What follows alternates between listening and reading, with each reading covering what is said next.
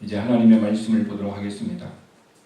하나님께서 우리에게 주신 말씀은 구약 성경 잠언 23장 23절 한 절 말씀입니다.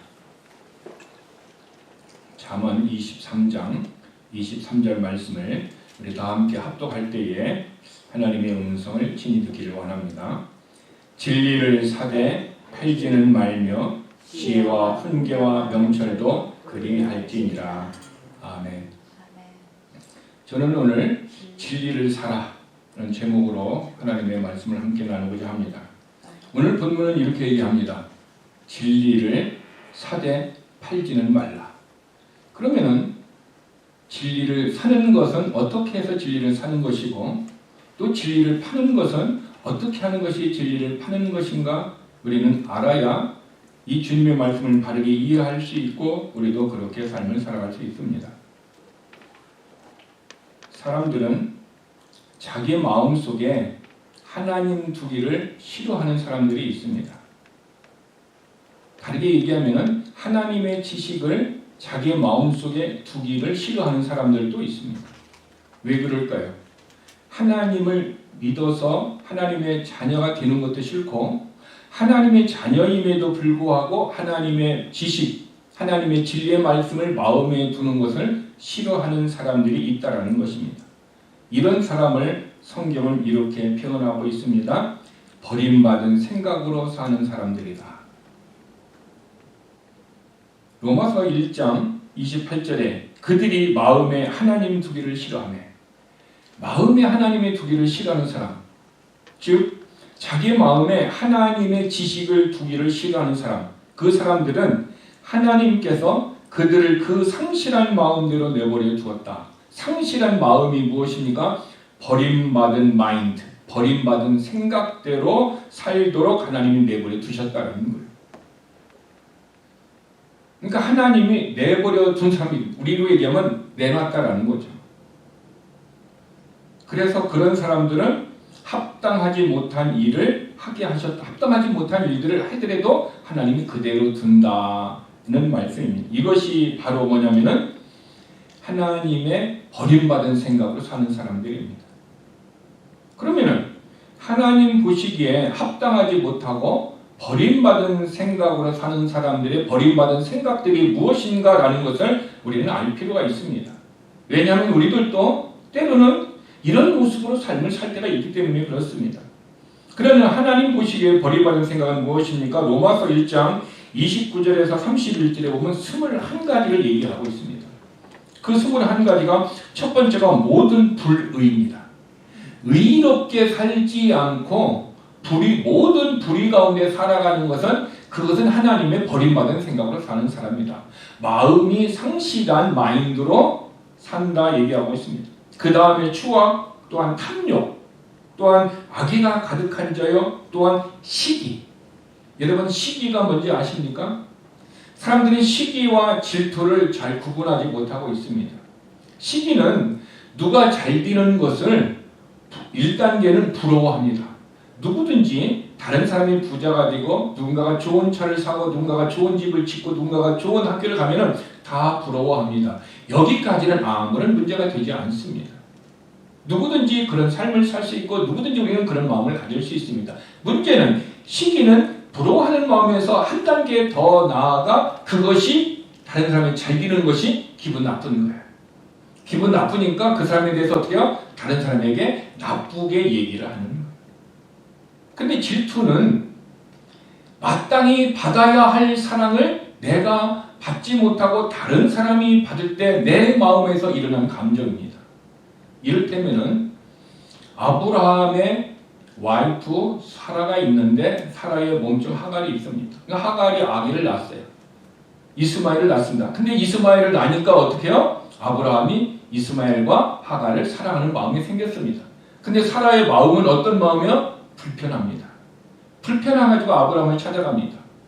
아브라함의 마땅한 사랑을 받아야 할 사라가 자기가 사랑을 받지 못하기 때문에 마음에서 일어나는 감정은 질투라는 거예요. 질투는 죄가 아닙니다. 하나님도 질투하시는 하나님이라 얘기하고 있어요. 마땅히 하나님이 영광을 받으셔야 되고 마땅히 하나님이 기쁨을 받으셔야 되는데 그것을 누군가가 가로챈다라는 거죠.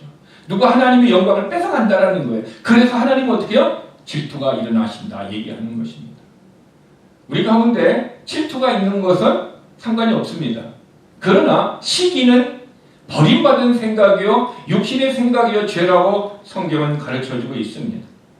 그래서 또 하나는 부모를 거역하는 자요, 또 하나는 우매한 자요, 무정한 자요, 무자비한 자요, 교만한 자요, 자랑하는 자요, 악을 도모하는 자요, 쭉 21가지가 나오고 있는데 이런 생각, 이런 마인드로 살아가는 사람들이 버림받은 생각으로 살아가는 사람이다라고 하나님은 얘기하고 있습니다.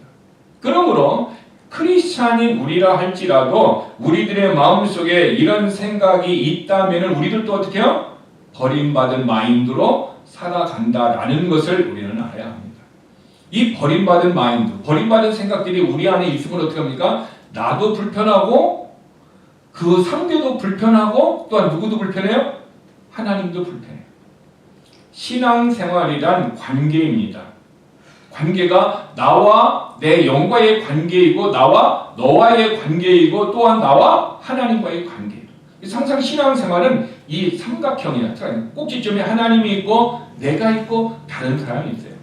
그래서 신앙생활은 하나라도 무너지면 삼각형이 아니듯이 우리의 신앙생활은 항상 하나님과 관계가 좋으면 너와의 관계도 좋은 거고 나와 내가 내 영과의 관계도 좋은 것입니다.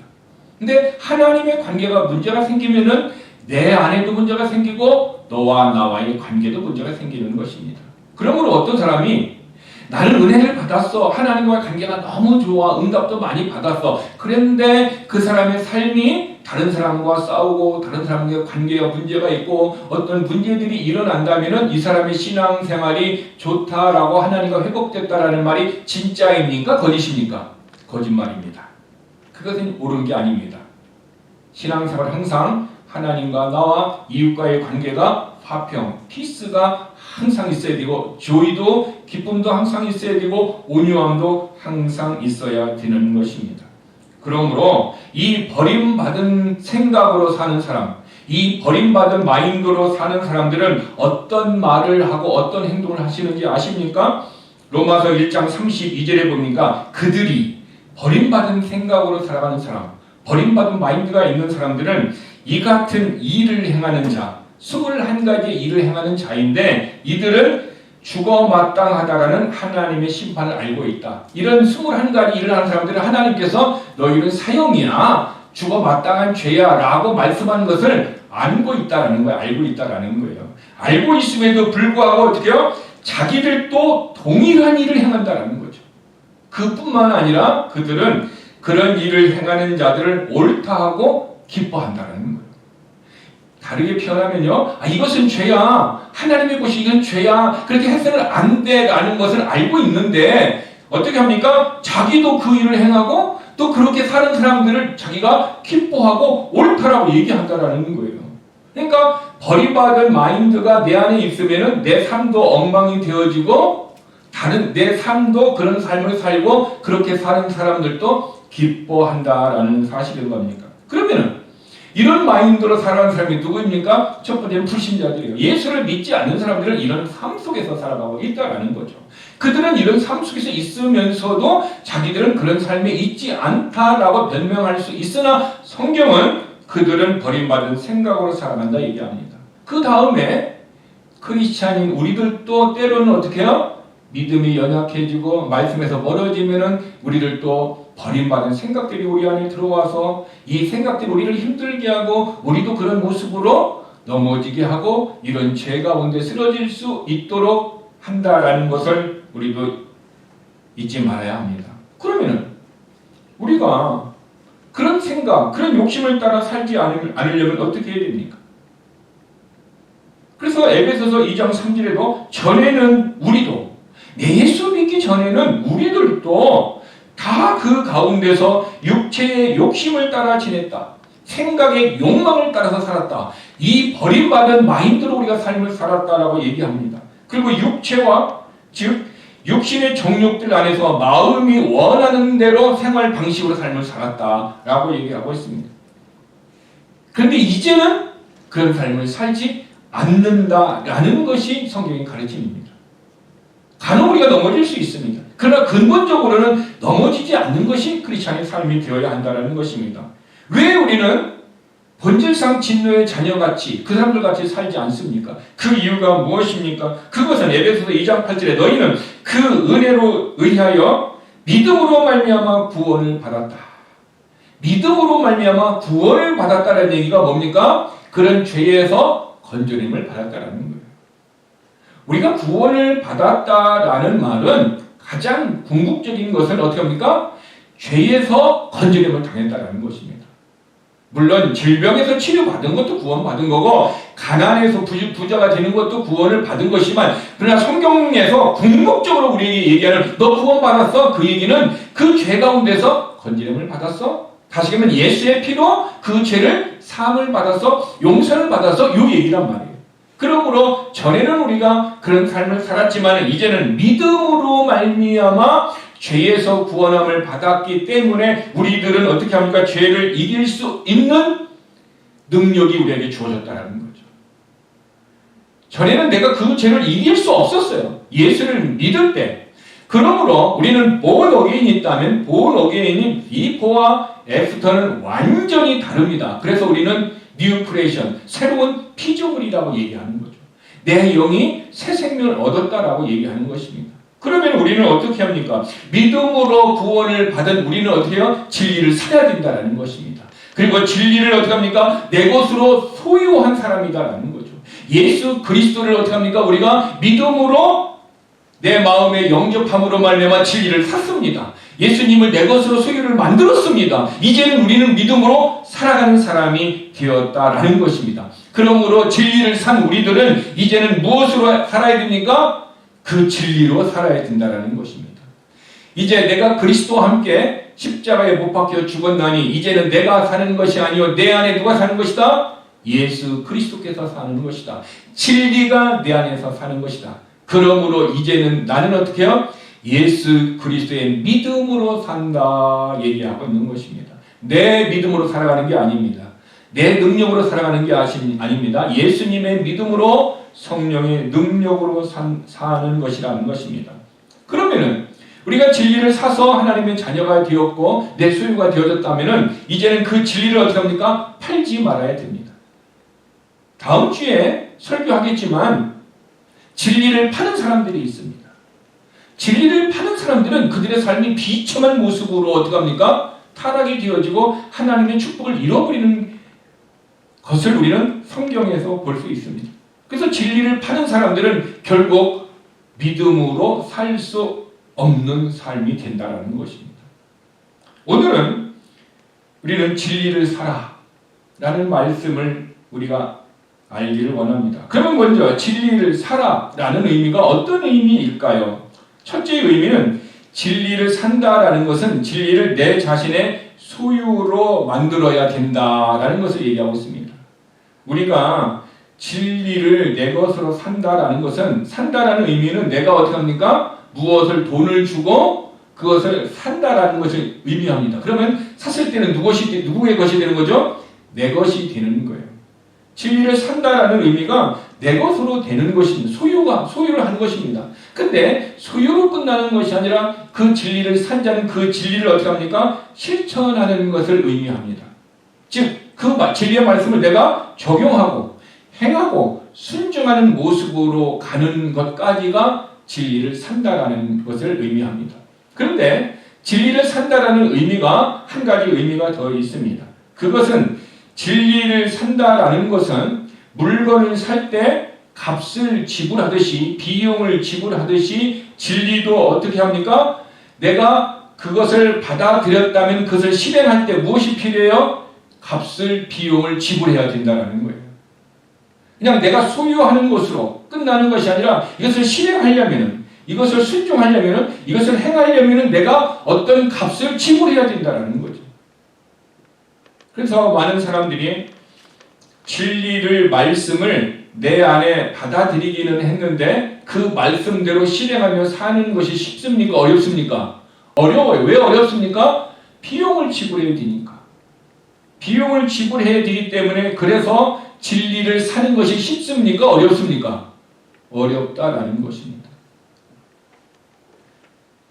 그러므로 우리가 하나님의 말씀을 순종하기 어려운 이유, 실행하기 어려운 이유는 바로 순종하는데 우리가 비용이 들고 값을 지불해야 되고 대가를 지불해야 되기 때문에 우리가 하나님의 말씀을 실행하기가 어려운 거예요. 이 얘기는 곧 진리를 사는 것이, 진리는 산다는 의미가 소유로 되는 것인데 값을 지불하는 실행, 순종, 행함이 있어야 되기 때문에 이것을 지불하기가 힘들기 때문에 진리를 사는 것이 힘들다라는 것입니다.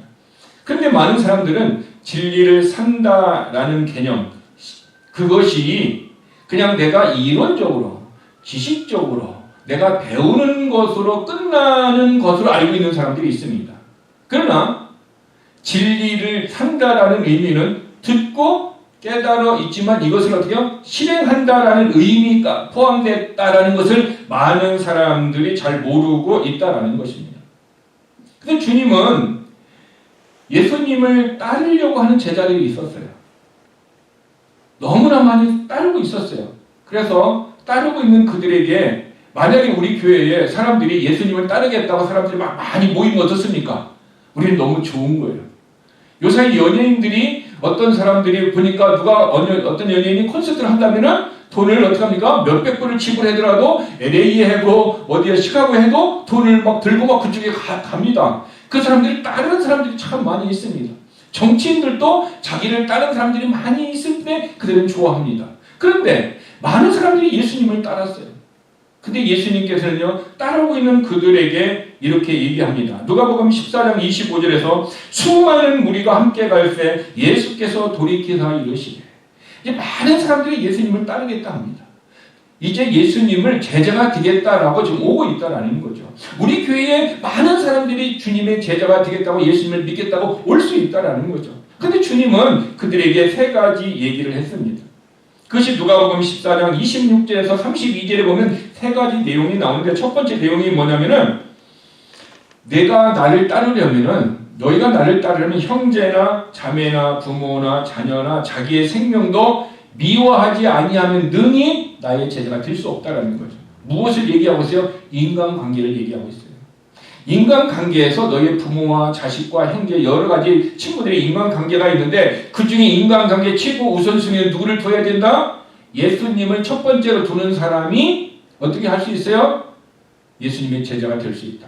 그러니까 너희들이 나를 따라오려거든 그 비용을 어떻게 해요? 계산해야 된다는 거예요. 친구들과 부모님과 좋은 시간을 보내기 위해서 예수님을 예배하고 예수님을 향하여 헌신했던 그 기회들을 어떻게 합니까? 포기하고 이 좋은 시간을 우리는 선택할 수 있습니다. 그러면 우리의 우선순위는 어디에 뒀어요? 예수님의 일보다는 우리의 가족의 일을 우선순위에 두었다라는 거죠. 그러면은 예수님을 따른다라는 것은 이 우선순위에서 가족보다는 예수님을 우선순위로 두면은 우리는 가족과 좋은 시간을 가질 수 있어요? 없어요? 없게 되는 거죠. 이것이 뭐냐? 비용을 지불하는 거라는 거죠. 이것이 값을 지불하는 거라는 거죠. 그러므로 너희들이 이 값을 지불해야 된다라고 지금 수많은 무리들에게 지금 얘기하고 있는 거예요. 그 다음에 또 예를 통해서 이렇게 얘기하고 있습니다. 어떤 사람이 집을 지으려고 하는데 집을 지을 때 내가 지금 돈이 만약에 10만 불이 있어. 10만 불이 있으면은 좋은 집, 내가 원하는 집, 큰 집을 지으려고 하다 보니까 어떻게 하면 돈이 한 20만 불이 들어갈 것 같다. 그러면 10만 불을 가지고 그 좋은 집을 지을 수 있어요? 없어요? 못 짓는 거죠. 그러면은 10만 불에 맞게 지려면은 집을 조금 내가 원하는 모습대로 못 지고 약간 작은 모습으로 축소해서 집을 지을 수밖에 없다라는 거죠. 즉, 요 예화를 하시면서 주님은 너가 집을 지을 때 비용을 계산하지 않느냐. 들어가는 돈이 얼마고 네가 원하는 것을 비용을 이렇게 계산하듯이 너희가 나를 따르려면은 이렇게 계산을 하고 따르라. 왜? 나를 따라오면은 뭐예요? 너희들이 원하는 거, 인간관계, 너희들의 모든 것들을 때로는 포기하고 주님을 따라야 된다. 이 비용 지불하는 것이 있게 되기 때문에 너희들은 계산을 해보아라 얘기하는 거죠. 그리고 또 세 번째 얘기합니다. 세 번째는 것은 전쟁을 하는데 저쪽 군대는 2만 명이고 나는 10,000명이야. 그러면 계산을 하는 거죠. 10,000명으로서 2만 명을 가지고 이길 수 있는 무기가 있으면 어떻게 해요? 전쟁을 해서 내가 그들을 다 죽이고 전쟁에서 승리할 수 있어요. 그런데 우리 군대는 그쪽에 비해서 무기도 적고 사람도 무장된 군인이 없기 때문에 질 것 같으면 어떻게 해요? 합친을 하는 거예요. 야, 우리 전쟁하지 말고 잘 지내자, 이렇게 얘기한다는 거죠.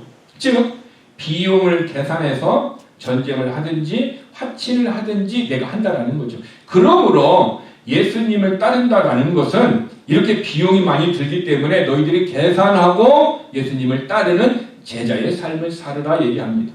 여러분, 신자는, 성도는 누구든지 될 수 있습니다. 예수만 믿으면 누구든지 성도는 될 수 있습니다. 그러나 제자는 이런 비용이 듭니다.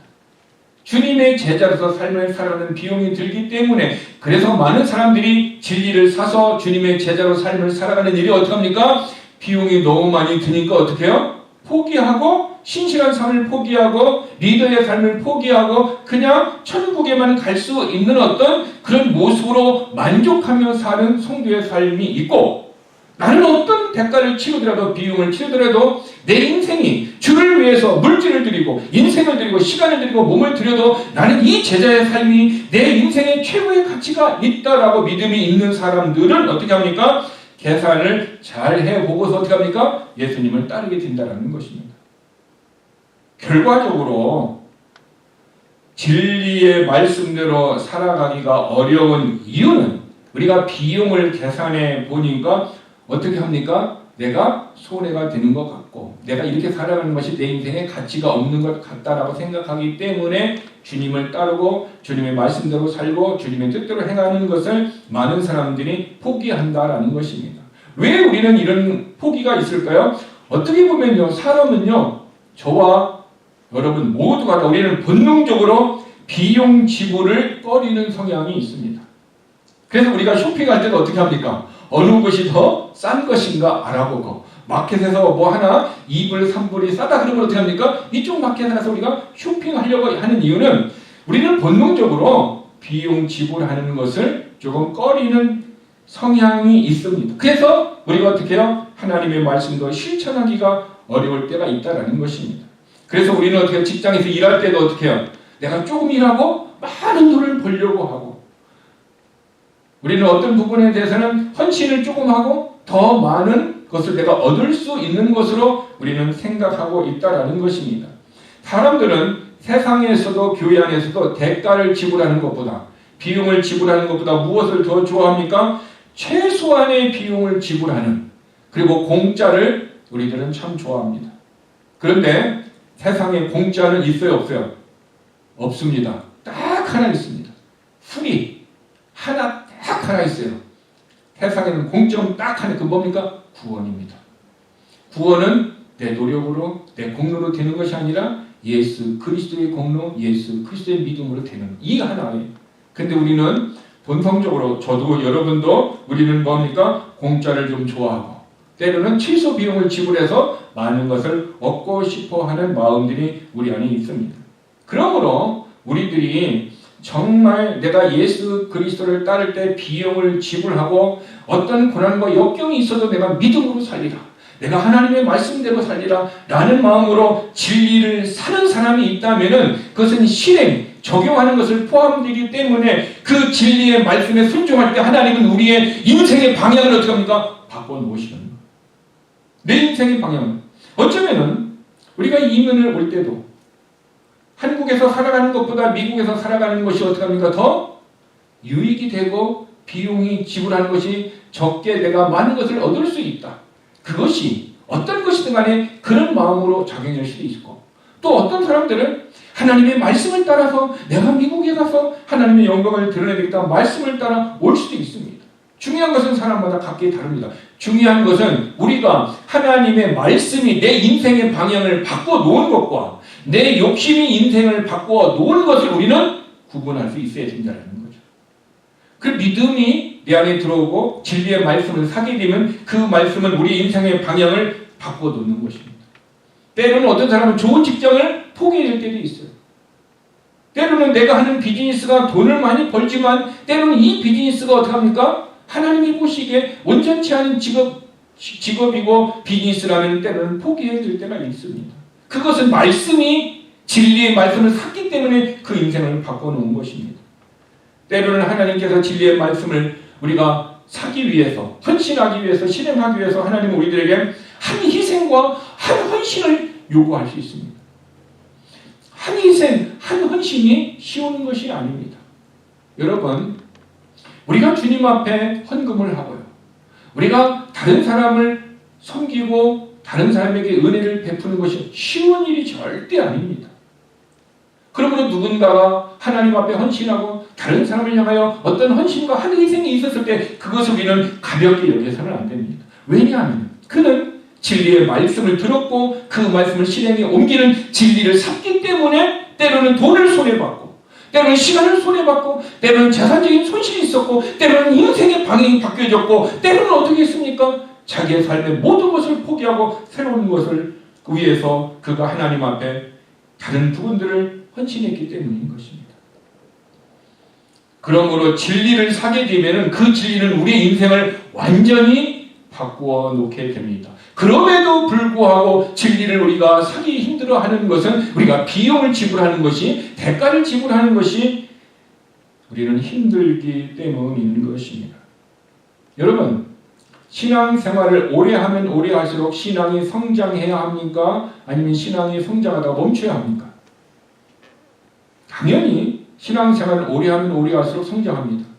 제가 처음으로 예수님을 믿었을 때 초등학교 5학년 때는 아는 지식이 별로 없었습니다. 그냥 하나님이 세상을 이처럼 사랑하사 이 노래와 또 예수 하나님께 사랑했구나.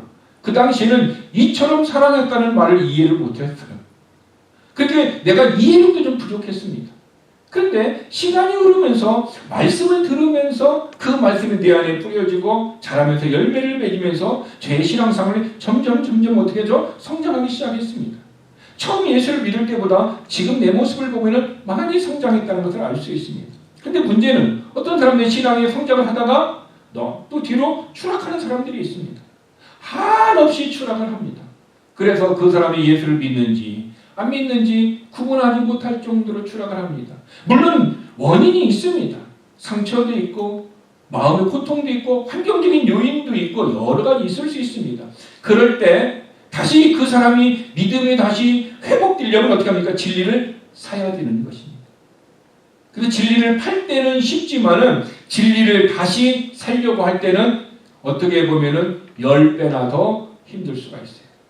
신앙이 한번 추락되고 다시 회복되는 데는 본인도 힘들지만 주변의 사람들도 힘들고 그래서 다시 회복되는 데는 더 많은 노력과 더 많은 시간들이 필요합니다. 그것은 진리를 사야 하는 그것들이 우리에게 힘들게 하고 있기 때문인 것입니다. 그래서 많은 사람들이 신앙생활이 성장하지 않은 이유는 여러 가지 요인이 있을 수 있겠으나 비용 지불을 하는 믿음이 연약하기 때문인 거예요. 비용을 지불해야 된다는 거죠. 우리가 친교를 하게 되면 누군가가 어떻게 해요? 헌신이 있어야 친교가 가능합니다. 그냥 예수님이 기도했더니 오병이의 기적이 팍 나타나가지고 갑자기 먹을 수는 없잖아요. 누군가가 헌신이 있어야 돼요. 오늘도 우리가 예배자로 나오려면은 내 시간과 내 물질과 내 마음이 하나님 앞에 비용을 드렸기 때문에 우리는 믿음을 있기 때문에 그 믿음의 역사가 오늘 우리가 예배자로 나오는 것입니다. 근데 우리는 비용 지불하는 것이 너무 힘들다라는 거예요. 그래서 우리의 믿음이 성장하지 못합니다. 또 하나는 순종의 비용을 지불하는 것이 싫습니다.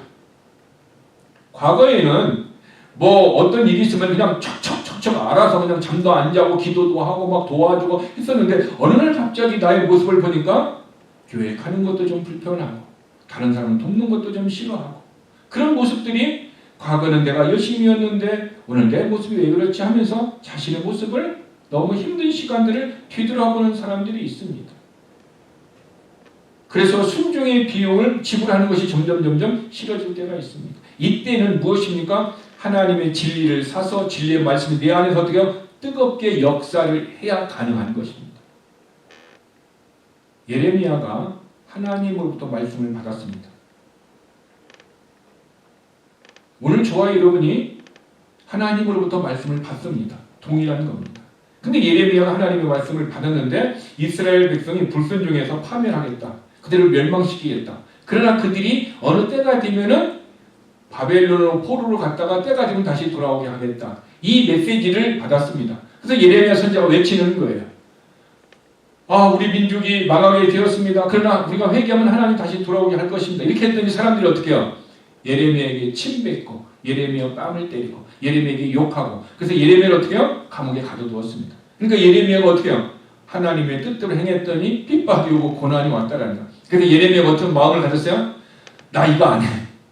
나 이거 하나님 말씀 안 전할 거야. 이렇게 그냥 포기해버렸어요. 오늘 우리들도 하나님 앞에 헌신했습니다. 믿음으로 삶을 살았습니다. 근데 누군가가 오해합니다. 누군가가 우리의 잘못된 얘기를 시기하는 사람들이 있을 수 있다는 거예요. 근데 우리는 예레미야가 어떻게 해요? 낙심하고 좌절되어 나 이거 안 하겠습니다. 나 직분 이거 안 하겠습니다. 나 하나님 내가 믿음으로 안 살겠습니다. 이렇게 연약한 모습으로 우리도 예레미야같이 넘어질 때가 있어요. 그런데 예레미야가 어떻게 회복되었을까요? 하나님의 말씀을 안전하려고 마음먹고 결정했는데 하나님의 말씀이 내 가슴 안에 불같이 타올라서 골수를 태울 만큼 뜨거워지니 내가 전하지 아니하면 견딜 수가 없나이다 하면서 다시 말씀의 능력으로 일어나서 그가 나가서 어떻게 하면 복음을 전합니다. 다시 얘기하면 우리가 하나님의 진리를 사면은 그들이 핍박과 고난과 역경과 어떤 것이 그런 대가를 지불하는 고난이 있다 할지라도 우리는 어떻게 해요? 가슴이 뜨거우면 그들의 말씀을 증거할 수 있어요. 믿음으로 우리는 어떻게 합니까? 실행할 수 있게 되는 것입니다. 그렇게 됨으로 말미암아 우리의 신앙은 어떻게 해요? 우리의 신앙은 점점점 연단을 통해서 강한 신앙으로 되는 것입니다. 우리의 신앙은 그것으로 말미암아 더 어떻게 해요? 강한 모습으로 성장하게 되는 거예요. 그런데 초대교회의 사람들이 그렇지 못한 사람들도 있었지만 믿음의 말씀으로 살아가는 사람들도 있었습니다. 사람들이 이렇게 기도합니다. 초대교회로 돌아가자 얘기합니다. 저는 그 말을 하는 사람들의 의미를 가만히 생각해보면 좋은 것을 바라보자라는 의미라고 이해를 합니다. 그런데 초대교회에서도요. 얼마나 많은 잘못된 일들이 많이 있었는데 심지어는 고린도 교회에서는 어떻게 했어요? 자기 아버지의 아내를 어떻게 해요? 간음했다 나왔어요. 고린도 교회에서 자기 아버지의 아내를 아마도 자기를 낳아준 아내가 아니라 아마도 재혼했던 아내일 가능성이 있습니다. 그 사람을 간음하는 일이 고린도 교회에 있었다는 거죠. 이런 교회가 초대교회에 있었어요. 그런데 우리가 초대교회로 돌아간다는 얘기는 좀 더 우리가 깊이 있게 생각해 봐야 된다는 거죠. 초대교회 사람들 중에서도 진리를 사지 못한 사람들이 있었습니다.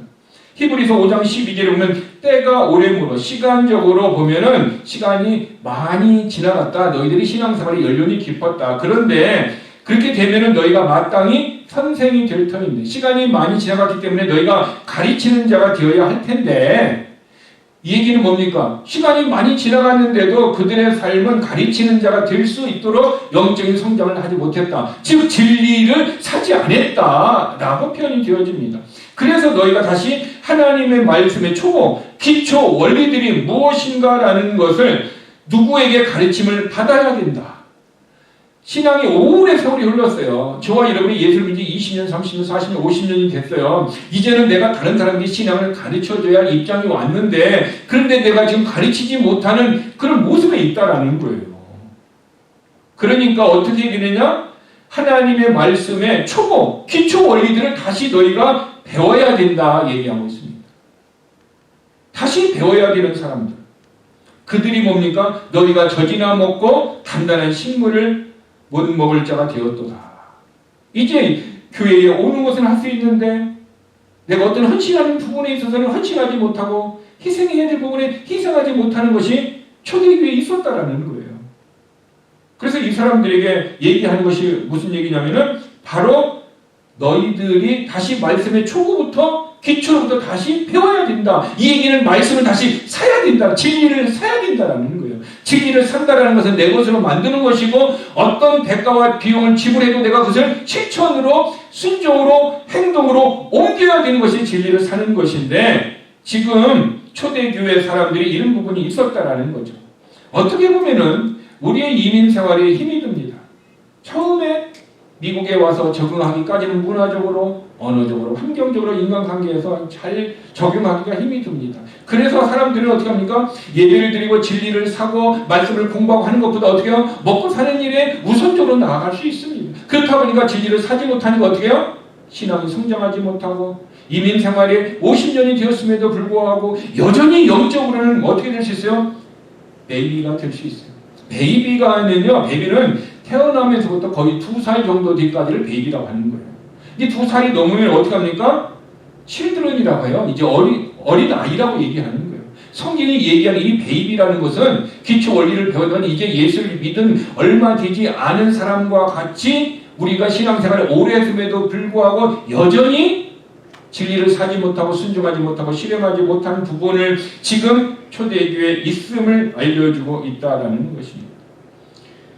이렇게 진리를 사지 않으면 우리가 영적인 베이비나 칠드런, 어린아이와 같이 신앙생활을 할 수밖에 없습니다. 그래서 히브리서 5장 14절에 보면 그러나 단단한 음식은 장성한 자의 것이니 너희는 단단한 음식을 먹음으로 자기 지각을 사용함으로 연단을 받아 선악을 분별하는 자들이다.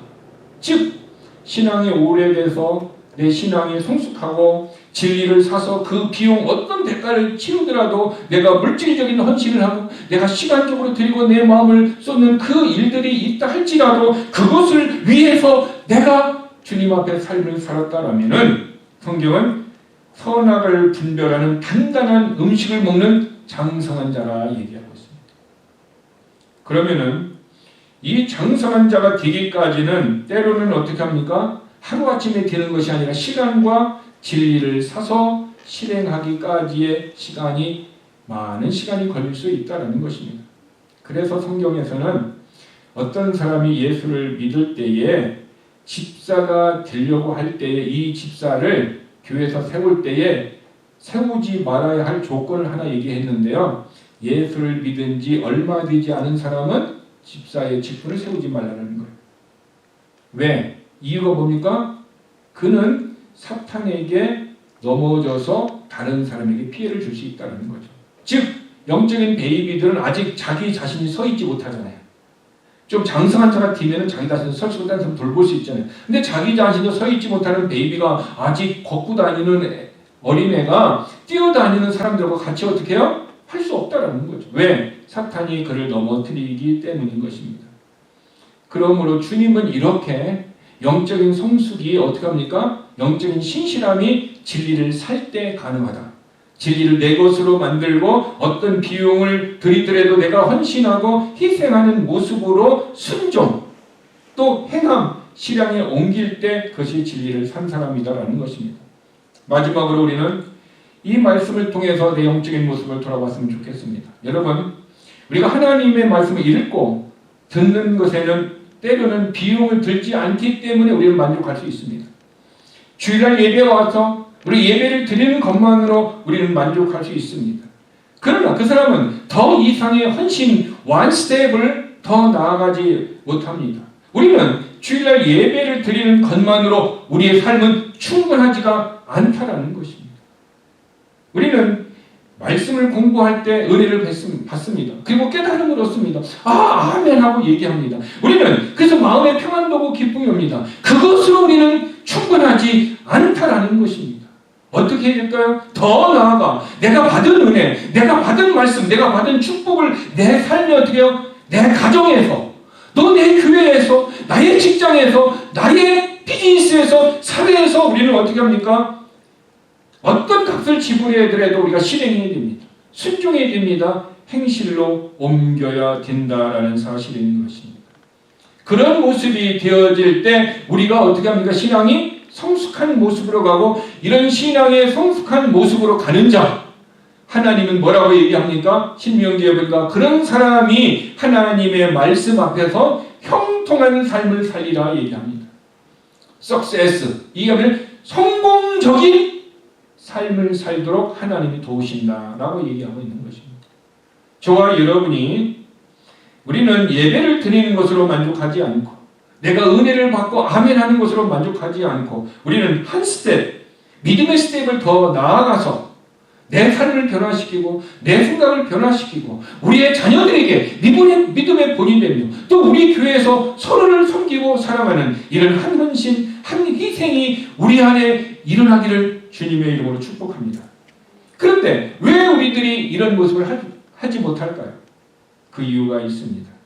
주님은 그 이유를 라오디게아 사람들의 교회에게 이렇게 말씀하셨습니다. 요한계시록 3장 17절에 내가 말하기를, 라오디게아 사람들이 얘기하는 건 내가 자기 스스로 얘기하면 나는 부자고 부유하고 부족한 점이 없다 얘기한다는 것. 그들은 부유하고 부족한 점이 없다. 맞습니다. 그들은 부자입니다. 부족한 점이 경제적으로, 환경적으로, 물질적인 것은 어려움이 없습니다. 그런데 주님이 이렇게 얘기하시는 것입니다. 내 곤고한 것과 가련한 것과 가난한 것과 눈먼 것과 벌거벗은 것을 알지 못하는 것.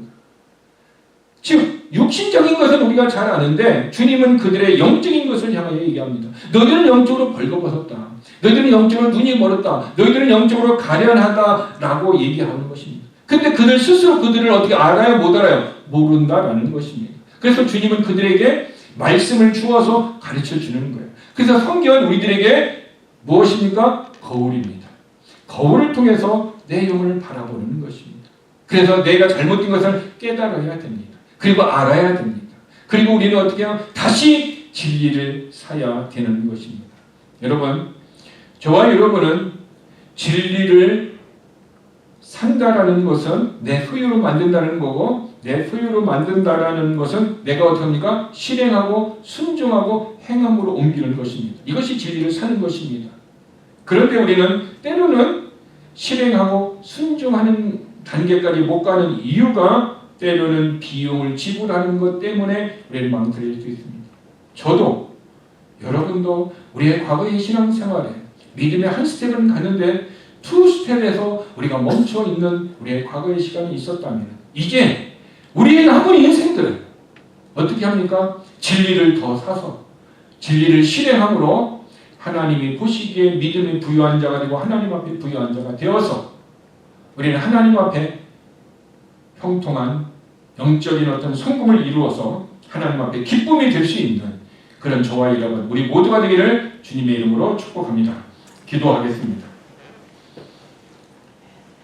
진리를 알지 못하고 그래서 진리를 사지 못했던 라오디게아 사람들의 교회에게 주님은 이렇게 얘기하고 있습니다. 너희들이 눈먼 것, 벌거벗은 것, 가난한 것, 곤고한 것, 가련한 것 알지 못한다. 그러니 내가 문 밖에 서서 두드리노니 누구든지 내 음성을 듣고 문을 열면 내가 그에게로 들어가 그와 더불어 먹고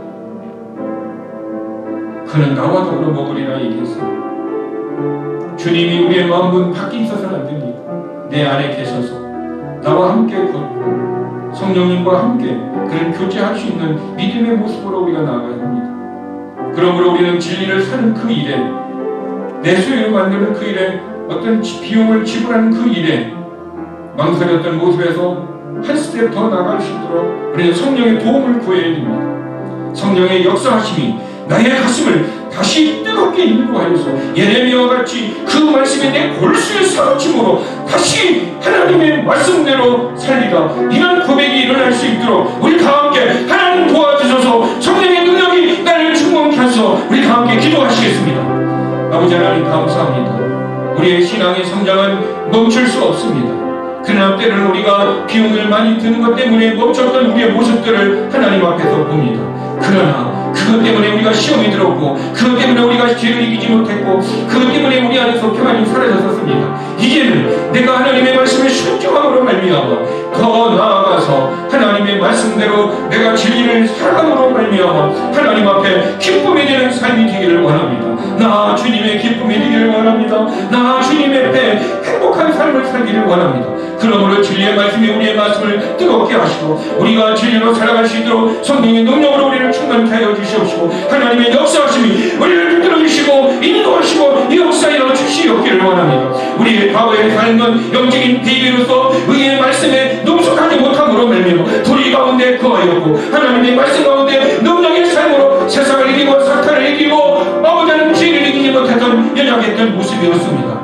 그러나 이제는 진리를 사서 어떤 대가를 지불하더라도 우리의 삶이 진리대로 살기를 원하오니 성령의 능력으로 충만케 하시고 말씀의 능력이 우리를 뜨겁게 하여 주시옵시고 하나님의 역사하심이 우리 안에 넘치도록 도와주시옵기를 바랍니다. 우리의 남은 인생들은 이제 시간적으로 아버지 하나님 주님이 원하시는 대로 다른 사람을 가르칠 수 있는 그런 믿음의 선생이 될 수 있도록 하나님 도와주시옵소서. 이제라도 말씀의 기초 원리들을 내가 배우고 배운 그것을 다른 사람에게 우리의 자녀들에게 가르칠 수 있는 그런 믿음에 살 수 있는 그런 하나님의 자녀로 성숙한 삶을 사시도록 하나님 도와주시옵소서.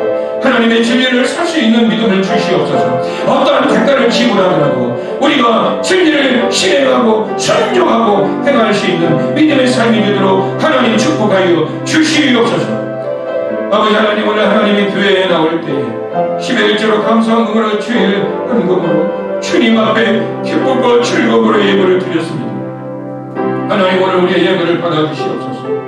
오늘 우리의 기도의 제목을 받아주시옵소서. 오늘 우리의 마음을 받아주시옵소서.